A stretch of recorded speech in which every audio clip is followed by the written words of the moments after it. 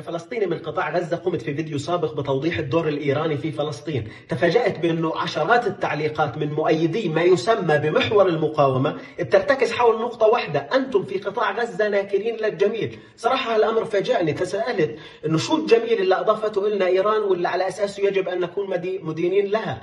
رحت على جغرافيا قطاع غزة، بلشت من القطاع التعليمي، لقيت مدرسة الأمير حمد، مدرسة الأمير نايف، مدرسة الأمير فيصل، مدرسة الدوحة، مدرسة مكة، مدرسة الرياض، وعشرات المدارس الأخرى اللي ساهمت فيها الدول العربية، ولم ألقى مدرسة واحدة ساهمت في بنائها إيران. رحت على المجمعات السكنية اللي بيعيش فيها الفلسطينيين في قطاع غزة، لقيت في الحي السعودي أكبر أحياء اللي بيعيش فيها المواطنين في مدينة رفح واللي قامت ببنائها المملكة العربية السعودية. لقيت في مدينة حمد من أكبر المدن اللي بيعيش فيها الفلسطينيين في خان يونس واللي قامت فيها مدينة قطر. لقيت مجمع سكني دار مصر، مجموع المجمعات السكنية اللي بنتها مصر لإسكان الفلسطينيين، ولم ألقى منزل واحد قامت ببنائه إيران. رحت للقطاع الصحي، لقيت المستشفى الكويتي والمستشفى الإماراتي والمستشفى الأردني والمستشفى الجزائري، ولم ألقى مستشفى واحد بنته إيران. فتساءلت، لا في القطاع التعليمي ولا في القطاع الصحي ولا في قطاع إسكان المواطنين إيران لها بصمة واحدة، ولا حتى في إدخال إبرة بنج واحدة. ما هو الجميل الذي يجب علينا كفلسطينيين أن ندين به للإيرانيين؟ حتى في الصعيد العسكري وفي الصعيد القتالي لم يتم إضافة أي شيء جديد بالنسبة لنا كثورة فلسطينية في هذه المعركة بسبب الإيرانيين أو غير الإيرانيين. حتى الصواريخ أو الألعاب النارية اللي بتسمى بهاي الصواريخ اللي لم تقتل إسرائيلي واحد، اللي تم تزويدنا فيها، هذه لم تفيدنا بأي شكل على الإطلاق، بل يستخدمها الاحتلال الإسرائيلي كمبرر لإبادة الفلسطينيين في قطاع غزة، مش نفس الصواريخ اللي تم منحها لحلفائهم لإبادة شعوبهم. وين الإمداد العسكري اللي بتتفاخر فيه إيران أنه زودت فيه الثورة الفلسطينية أو زودت فيه الفصائل المسلحة الفلسطينية؟ حتى الأنفاق، الهاون، القذائف، كلها هاي من فلوسنا، كلها هاي من دمنا، كلها هاي من الضرائب اللي بتقوم بجبايتها حماس على مدار أكثر من 15 سنة. لغاية 6 أكتوبر إحنا بندفع ثمن العدادات الذكية لحكومة حركة حماس.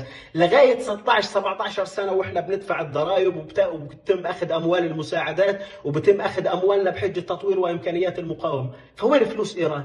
وين دعم إيران السياسي أو العسكري أو أيا يكن فيما يتجسد الجميل اللي أنتم بدكم إيانا ندين لكم فيه؟ وين ملامحه؟ وين أشكاله؟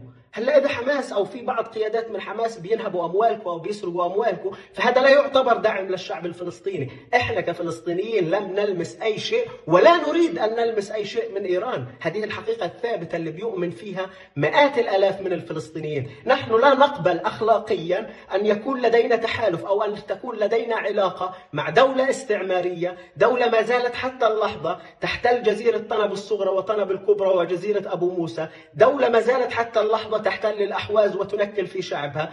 من الناحية الأخلاقية كثورة فلسطينية قائمة على أساس الحقوق العادلة، نحن لا نتشرف لا بالعلاقة مع إيران ولا بالدعم الإيراني اللي هو مش موجود أصلاً.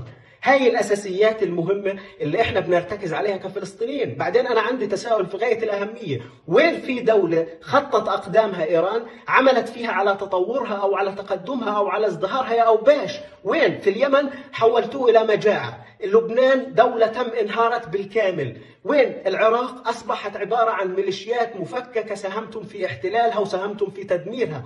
أي دولة خطت أقدامها إيران ونجحت أن تصنع أي شكل من أشكال التطور أو أي شكل من أشكال الازدهار؟ قطاع غزة الإسهام الوحيد اللي ساهمتوا فيه هي تعزيز الانقسام وتعزيز الاقتتال الداخلي. شو أشكال الدعم اللي أنتم قدمتوا لنا إياه كفلسطينيين؟ شو أشكال الإسناد اللي أنتم قدمتوا لنا إياه كفلسطينيين؟ إذا من اللحظة الأولى للمعركة تخليتم عنا تخلي كامل على قاعدة أنه إحنا والله إن لم تمس المصالح الإيرانية فلن نتدخل، وحاولتم فيما بعد أنه تستغلوا فكرة الموت اللي إحنا بنموت والمعاناة اللي إحنا بنعانيها على أساس تربطوها في سليماني وبليماني وما بعرف مين، ولكن خسئتم. الشعب الفلسطيني في حل من كل الالتزامات اتجاه دولة لم تفيده على الإطلاق بأي شيء، لم تكون بجانبه أو معه على الإطلاق بأي شيء، ولن نقبل أن نكون ثمن لا فكرة استحقاقات تحصلوا عليها في اتفاقاتكم النووية، ولن نقبل أن نكون ثمن لحتى يتم فك الأموال عن أرصدتكم وغيرها. فإذا في جميل وضحوا لنا إياه، وإذا في دعم وضحوا لنا إياه، وإحنا كفلسطينيين بغنى عن جمايلكم وبغنى عن دعمكم وبغنى عن العلاقة معكم أصلا يا أوباش.